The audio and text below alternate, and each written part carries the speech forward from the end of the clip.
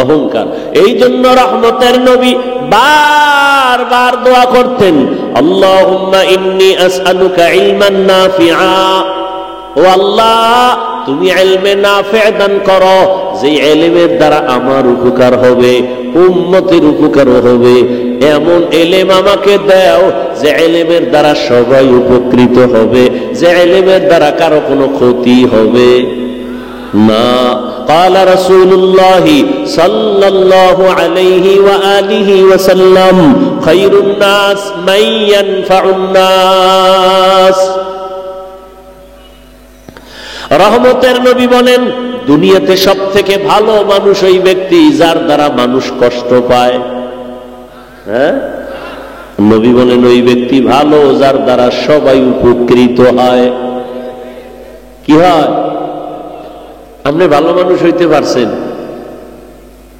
হিসাবটা এখনই কইরা ফেলাই, ভালো মানুষ হইতে পারছে কিনা। ভাব তো দেখাই খুব বুজুর্গ, নামাজ না পড়লেও দিল তাজা।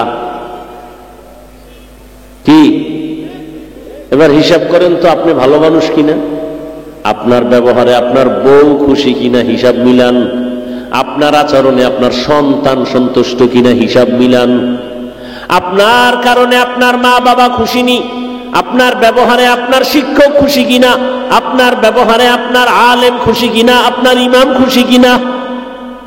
যদি দেখেন না সন্তানের সাথে আপনার আমার আচরণ ভালো না, স্ত্রীর সাথে ভালো না, মা বাবার সাথে ভালো না, শিক্ষকের সাথে ভালো না, ভাইয়ের সাথে ভালো না, বোনের সাথে ভালো না, বন্ধুর সাথে ভালো না, তাহলে বোঝা গেল আমার মতো খারাপ আর কেউ নেই।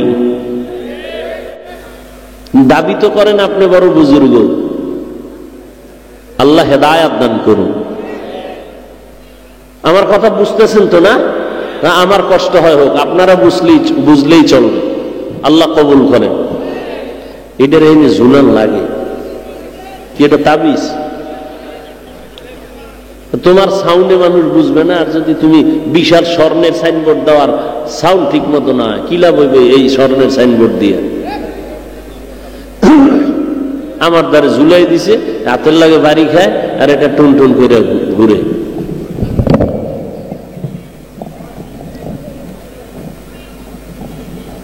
মরাটার মারো কেন, কয় লড়ে কেন?